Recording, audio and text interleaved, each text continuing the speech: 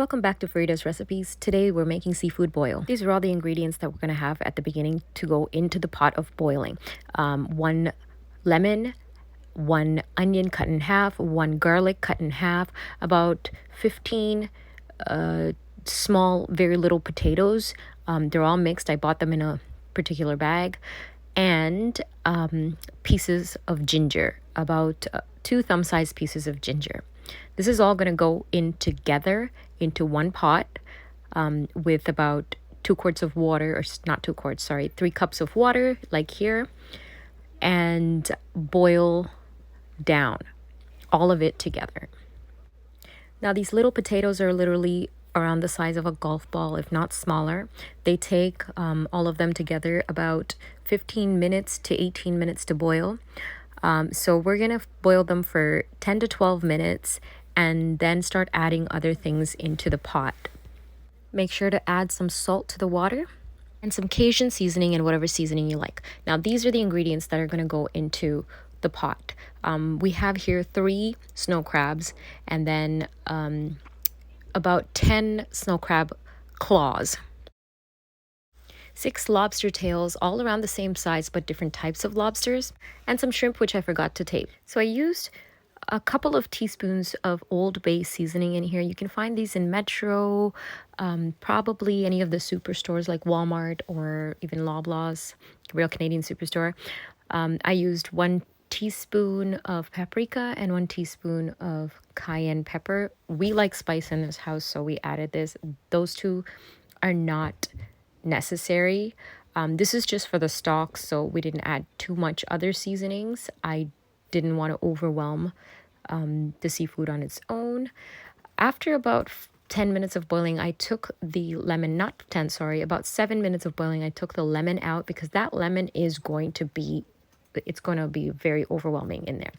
So the first thing I added was the lobsters, because according to all of the videos and recipes I've seen, apparently lobsters take longer than the crabs longer than the shrimp. So I'm adding the lobsters first. And at this point, the potatoes have already cooked for about 10 minutes. And then I close the lid and I let them boil a few minutes. And then I added the crab claws. And then I did the same, let it cook for a little bit. And after the crab claws, I added the actual crab, the large pieces of crab. And lastly, when the potatoes have already cooked for 15 minutes, 15 to 18 minutes actually. So read the instructions on the bag of the potatoes that you buy. It could differ based on the sizes. If they're bigger potatoes, you should cut them in half. The last thing I added was the shrimp, but I took out the potatoes before I added the shrimp because, of course, my pot was not big enough to hold a whole lot of seafood boil. So I had to do that. I had planned to do that from the time I started the cooking. So right here, I've already added the crabs. And at this point, I was checking to see if the potatoes are boiled. All you have to do is take a fork, stick it in there. If it goes all the way through the potato to at least the middle and a little further, then it's soft. There's no resistance.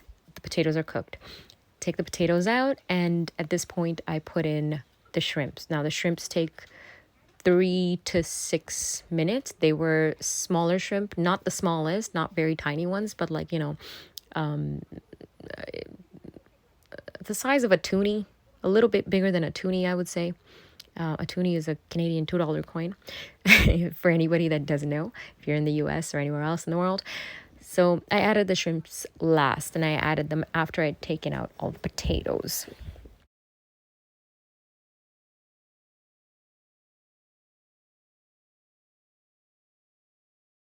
Really don't have to take out all the potatoes. If you have a big enough pot, you could start adding the seafood earlier. That way, you know, the potatoes will get a little more flavor from the seafood and whatnot. Now, wow, I didn't even realize that this is when I had added the crabs as well. I am doing a voiceover a couple of weeks after I made this, so sorry about that. So yeah, I did take the potatoes out before I put the crabs in too. The crabs have been cooking for a little bit now, and this is when I added the shrimp. Now, the sad part about this is that the shrimps that I bought came without the head. For a seafood boil, the best kind of shrimps would be the largest type of shrimp or prawn you can find with the head still on. Of course, you have to clean it and devein it, but don't deshell it. A lot of flavor is in the head of the shrimp and the shells. So the best I could find was shrimp that still had the shells on, but not at all the head. I was a little disappointed. Next time I make something like this, I will definitely get the right shrimps, but this is what I got, and this is what I added last. And now for the sauce. 2 tablespoons of vegetable oil. It does not have to be any fancy oil, just vegetable oil is fine.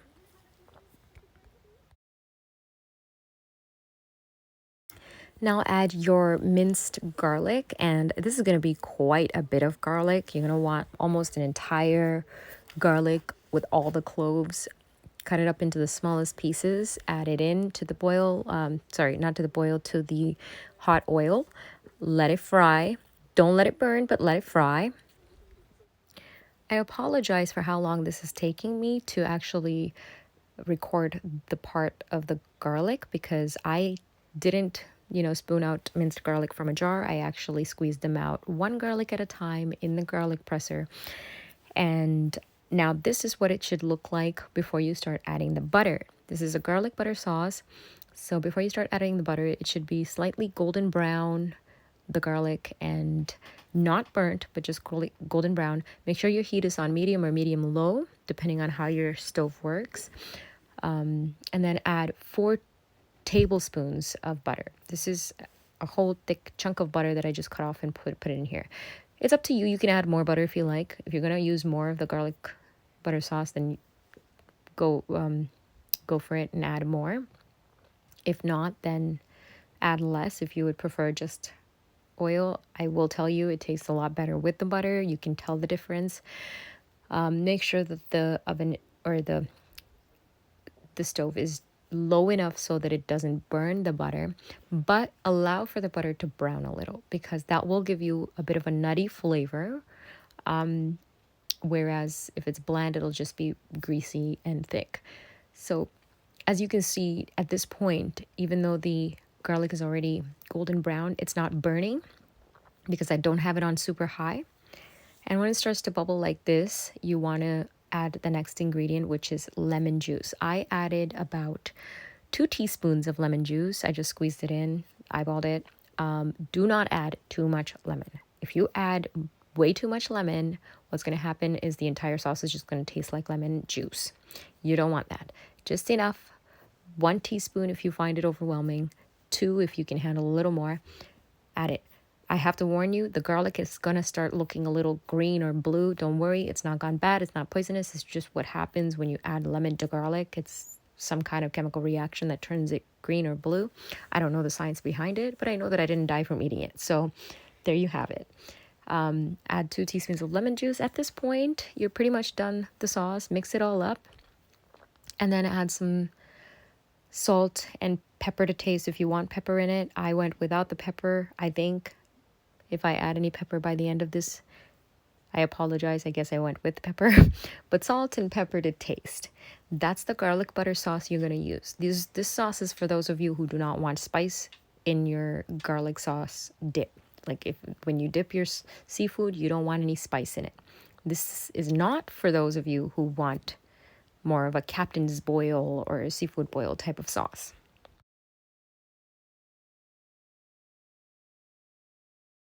Now the next sauce is kind of similar, but a lot different. Okay, it's not similar. It has a few extra ingredients and it's spicy. I started with some oil on the bottom, and now I'm sauteing 1 whole onion, diced into small, tiny cubes or squares. And then I'm going to add about 8 to 10, almost a whole garlic, minced. Again, sorry for how long it takes to add this garlic, because like I said before, I'm adding the garlic 1 clove at a time with my garlic press into this. Make sure that your stove is on low enough so that it doesn't burn. Now you have the garlic and onions cooking together. Here's the thing. You can actually forego the onion if you don't want the taste of onion in your spicy seafood sauce. up to you, entirely up to you. I decided to add it because it does give an extra depth and an extra flavor. Now you see how it's getting a little bit browned. It's about a golden brown. All of the onions pretty soft, you can see it. Garlic is pretty soft as well, but none of it is burnt. At this point, you add the butter, just like you did with the previous sauce, like garlic butter sauce. You add 4 tablespoons of butter. Actually, sorry, this is more like 8 tablespoons. Because I had made a lot more of this than I did the other one. It's 8 tablespoons of butter. Let the butter melt and then add some paprika, a teaspoon of paprika, a teaspoon of cayenne pepper, and blend it all up. I did add a little bit of the stock, or the water, the liquid from the seafood boil in here as well, just to give it, bring the seafood flavor into the sauce as well. Mix up all the ingredients.